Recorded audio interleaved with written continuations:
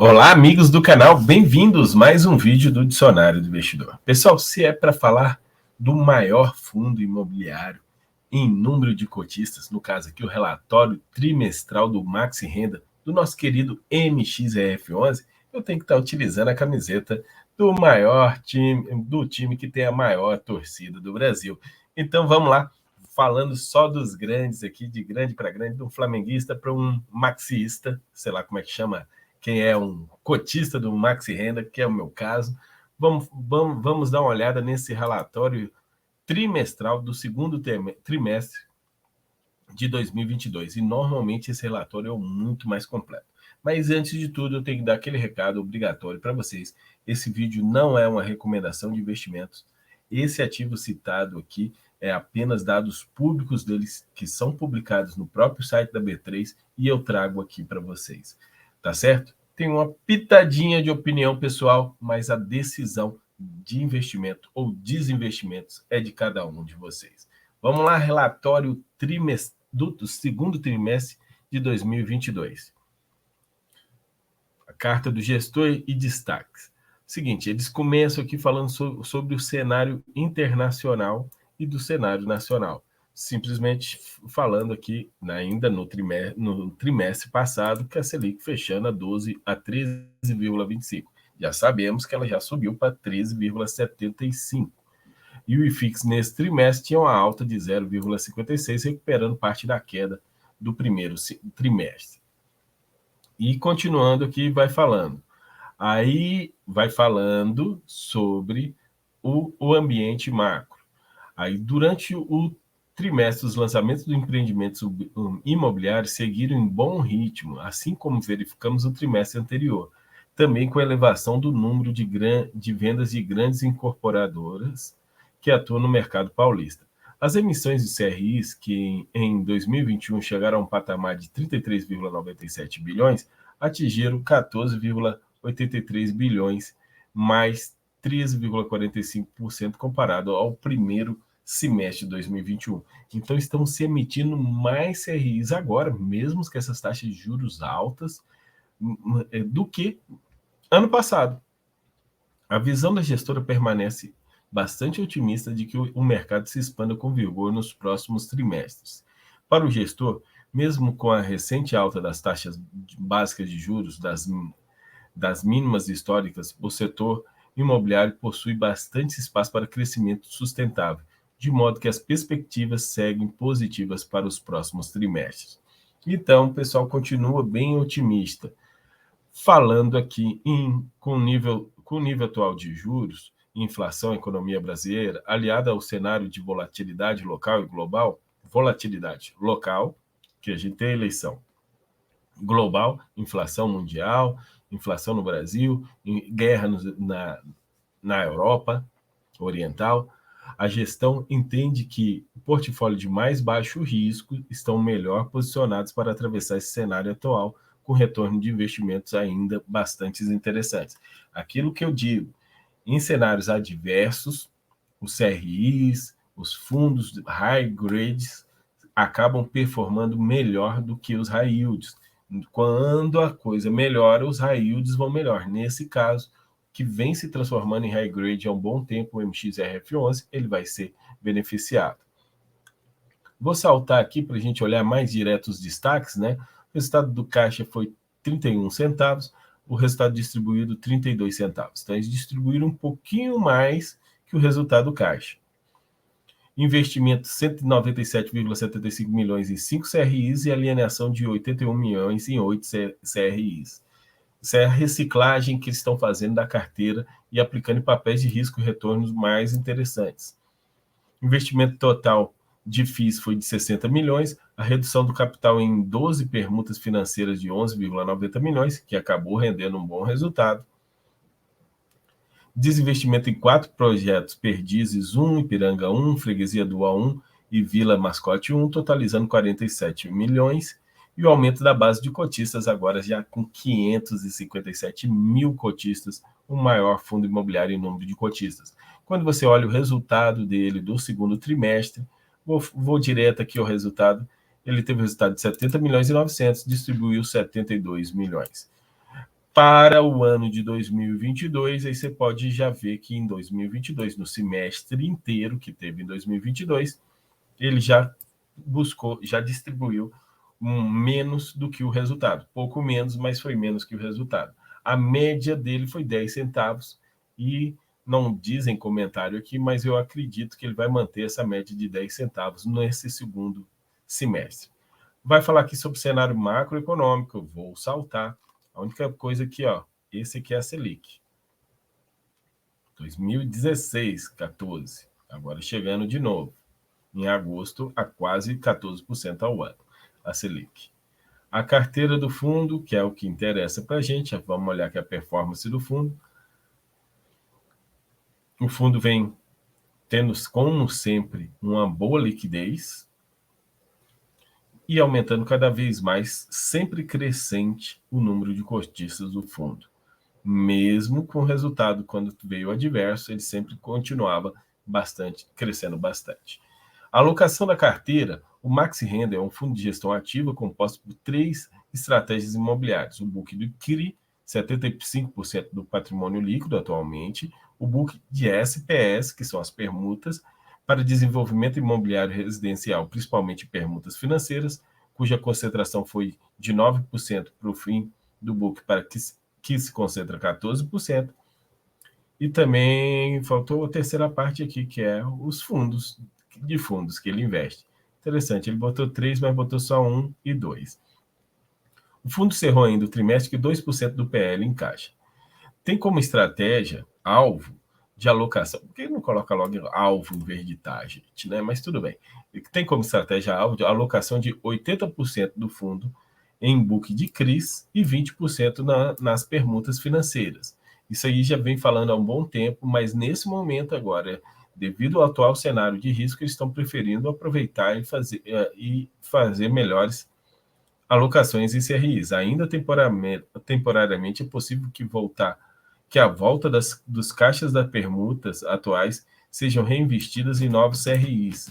E a gestão tem visto viabilidade mais desafiadora frente ao aumento de custos de insumos e de terrenos. Então, às vezes, investir em CRIs agora é melhor do que investir em permutas e dar um tempo. Aqui sim está a carteira.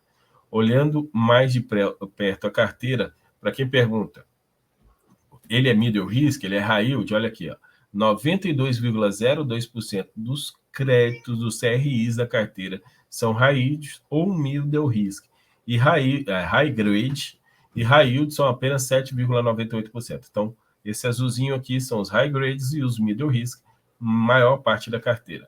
E os fundos imobiliários que ele investe, que é a parte de que ele é um FOFzinho, o SPVJ, um fundo imobiliário de varejo, que dá um bom resultado com contratos atípicos, o GTLG de logística também contratos atípicos, o IDGR é um fundo que paga praticamente em cima do IPCA, o GALG 11 também com seus contratos atípicos, a LPLP eu confesso que eu não conheço, o HBRH com contratos atípicos, o Game 11 que está dando um bom resultado e outros que ele investe. Mas ele tem pouca coisa investida em FIIs, inclusive vou voltar aqui e trazer, são só 9%, não, são 14% investido em FIIs e 9% em permutas imobiliárias. Aqui tem mais ou menos como é que está as permutas, do total das permutas, ele está com uma, duas, ainda tem outros aqui. Ele tem muitas permutas sendo desenvolvidas e essas permutas estão fazendo o provento ficar um pouquinho mais gordo.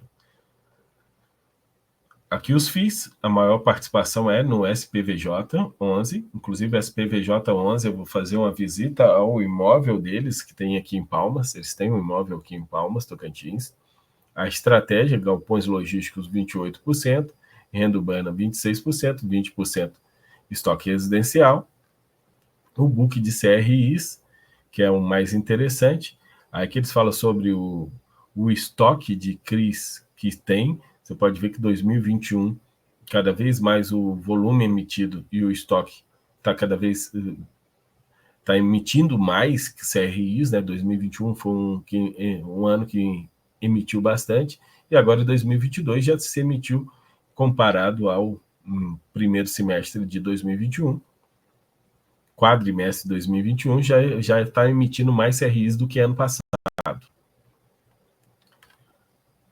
Para quem gosta de fluxo esperado de CRIs, aqui tem mais ou menos aqui a quantidade de CRIs, e aí quando é que eles pagam juros e correções e amortização, você pode ver que a grande maioria dos CRIs do MXRF11 pagam amortização em dezembro, que é esse azulzinho, enquanto os juros é quase que uma constante, a quantidade aí todo mês, e isso é a correção monetária, é paga também praticamente constantemente.